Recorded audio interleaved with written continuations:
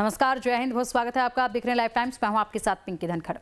इस वक्त की बड़ी खबर मानसून सत्र से जुड़ी हुई। मानसून सत्र से एक दिन पहले रविवार को संसद भवन के एनेक्सी बिल्डिंग में सर्वदलीय बैठक हुई। रक्षा मंत्री राजनाथ सिंह की अध्यक्षता में सर्वदलीय बैठक हुई जिसमें Congress, Samajwadi party, TMC, DMK समेत 40 दलों के नेता शामिल हुए। हालांकि बैठक के बीच विपक्ष ने सांकेतिक वॉकआउट किया। विपक्ष का आरोप है कि सरकार ने टीएमसी के बाकी 20 सांसदों के गुट को बैठक में क्यों बुलाया, जबकि लोकसभा स्पीकर ओम बिरला ने उनके गुट को अभी तक मान्यता नहीं दी है।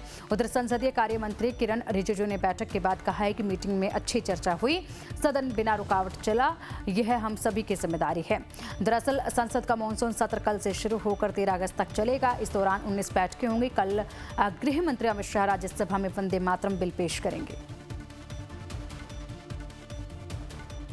कि पश्चिम एशिया में भी लड़ाई चल रही है और बाकी गतिविधि है, तो उसका प्रभाव जो है भारत को भी होता है। तो ऐसे समय में सारे पॉलिटिकल पार्टी एकजुट होकर के देश के लिए अच्छा बात रखें और देश के लिए एकजुट होकर के हम काम करें, ये अपील किया।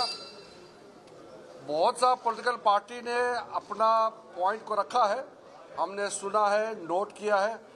कई सुझाव आए, हमने सुझाव को नोट किया है। ऐसा ऑल पार्टी मीटिंग में अलग अलग मत तो होता ही है और संसदीय लोकतंत्र में सब पार्टी को अपने बात बोलने का पूरा आज़ादी है। हमने सुना है, हम सिर्फ इतना ही ऑल पॉलिटिकल पार्टीज़ के नेताओं को आग्रह करता हूं कि उनके पॉइंट को हमने नोट किया है और इस संसद सत्र में जो बिल सरकार लेके आएंगे उसको सार्थक चर्चा के द्वारा सब सहयोग करें, अपना मत रखें। कोई भी राजनीतिक दल अगर चर्चा से दूर रह करके हंगामा करता है, उससे राजनीतिक लाभ नहीं मिलता है, ये प्रूफ हो चुका है। इसलिए सब पार्टिसिपेट करें, चर्चा में सब भाग लें।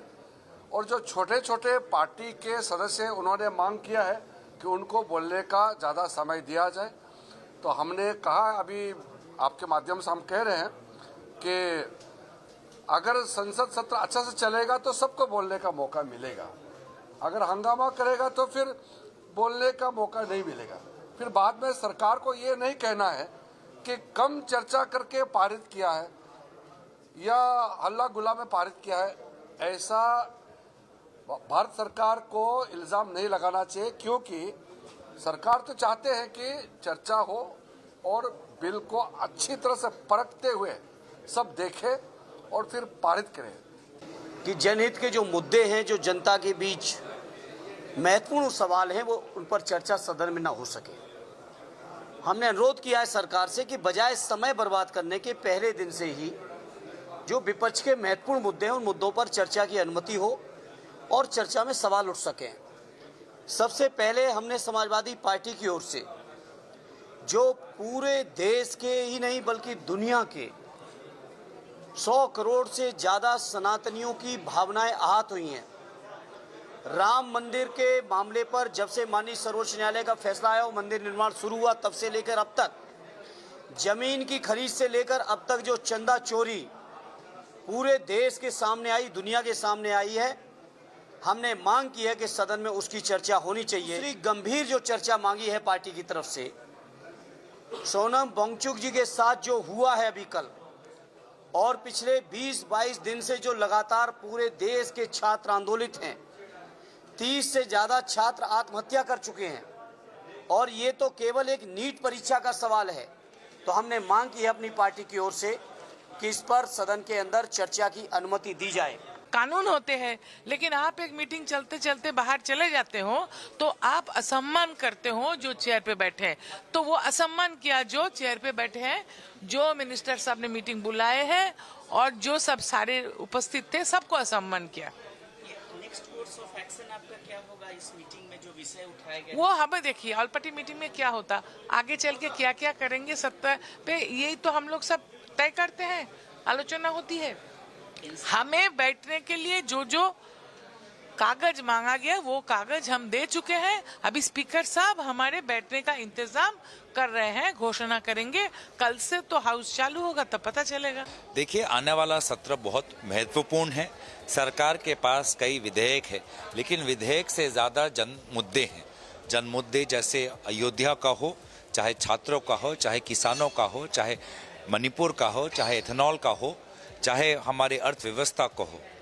और अगर पूर्व की तरह सरकार इन विषयों से भागेगी, अयोध्या राम मंदिर के विषय से, छात्रों के विषयों से, एथेनॉल के विषयों से भागेगी, नैतिक जिम्मेवारी लेने से अगर कतराएगी, तो भारी नुकसान सरकार का होगा।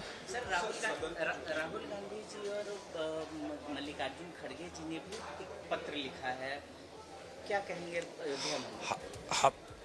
अयोध्या का मुद्दा इतना महत्वपूर्ण है जिसके कारण दोनों नेता, सदन के हमारे नेता विपक्ष, चाहे मल्लिकार्जुन खड़गे जी हो और राहुल गांधी जी हो, दोनों ने ये सकारात्मक सुझाव दिया है कि पहले ही हफ्ते में राम मंदिर जी के साथ जो लोगों का जो दुख जुड़ा हुआ है, लोगों का जो नाराजगी जुड़ी हुई है, लोगों का जो भरोसा जुड़ा हुआ है, उस भरोसे के साथ जो खिलवाड़ हुआ है, उसको लेकर सदन के अंदर चर्चा हो। टीएमसी और शिवसेना को लेकर भी मैंने बोला